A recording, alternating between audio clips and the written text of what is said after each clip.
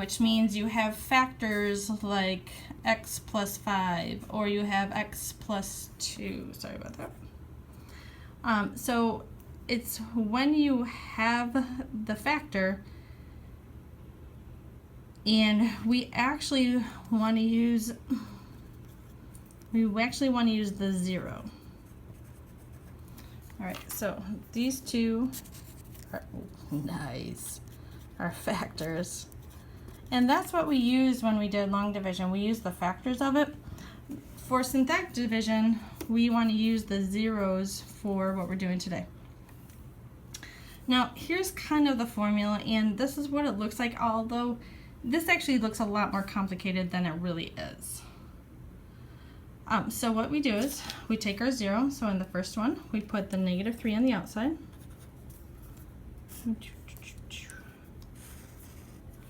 And what you do is you're factoring it out, dividing it out. So what we're actually going to do is we're going to work only with the number values, the coefficients in front of each term.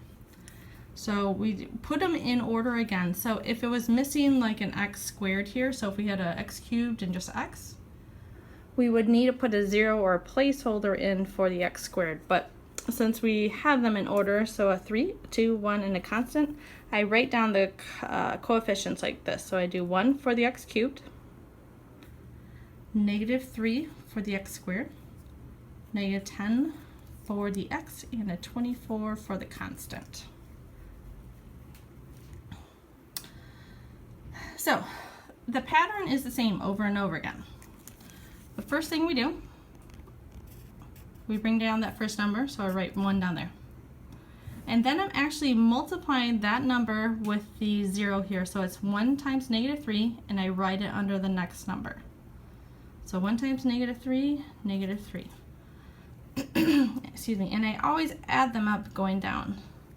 So the first time you do it is like 1 plus 0, and you write that number. Times -3, you write it here, add them up, you get -6. -6. Then follow the same thing, multiply that number with the 0. So -6 times -3, watch your negatives, negative times negative is a positive, write it under the next one, add them up. So we get +8. Same process now, multiply that number with the 0. So 8 times -24 is -24. When I add these two up, you get a 0. All right, so this means x equals -3 is a 0. And when I end in 0, this means it's a 0. It's a point on the x-intercept up for the graph. The rest of the problem says finish by factoring completely. So when we do this, to put x's back in to keep factoring, this started us up as x cubed, x squared, and x in the constant. When I go down one level, so these numbers at the bottom here, so x, -6, and 8, these go down by 1 degree. So this was x to the third. So I ended up, whenever you do this, from the first one to underneath, that goes down by 1. So this is 1x squared minus 6x plus 8. So x squared minus 6x plus 8. And the problem says finish factoring. So I wanted those back in here so I could finish up my factors. So go ahead and factor this, pause the video. Thanks. X minus 2. Okay, so I got x minus 4 and x minus 2. So all of my factors would be x plus 3 from here. Move it back over, x plus 3, then x minus 4 and x minus 2.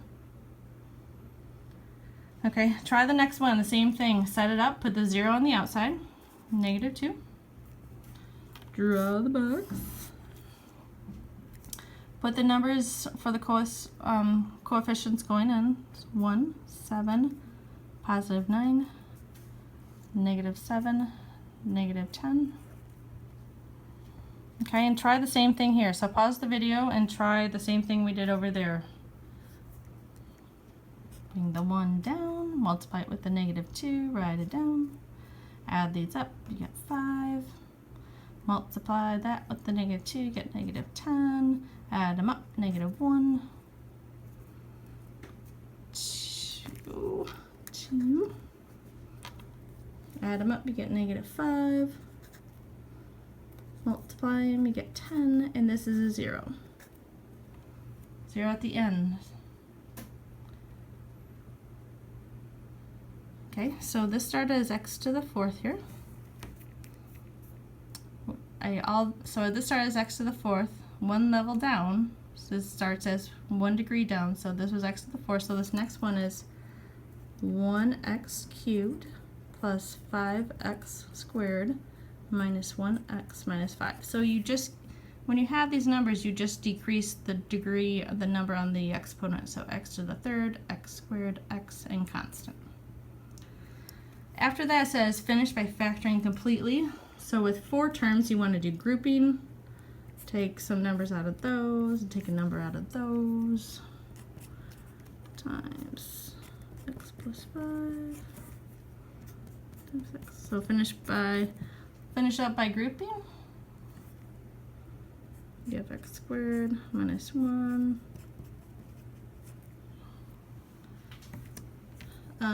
X squared minus 1 is one of those special ones that could be factored. So that is running out of room. X minus 1 and x plus 1, and then x plus 5. So I have 1, 2, 3 factors. I need to bring my factor in from up on top. So x equals negative 2. I need to factor that into x plus 2. So there at the bottom are all 4 of my factors. Alright, so there's no remainder on any of them. So this would have been your remainder and this would have been your remainder. So like on the long division, at the end, if there's a number at the end besides 0, it means it's not a x-intercept or a 0. It means it's a remainder. Okay. So your homework for Monday is to use synthetic division on every single one of these. Let me start you off here because I want you to be careful. When you're dividing by this, this is a factor here. We want to use the 0 on the outside. So you said x minus 3 equal to 0. Add the 3 over and x equals positive 3. That is the number you want to use on the outside of the box. 1,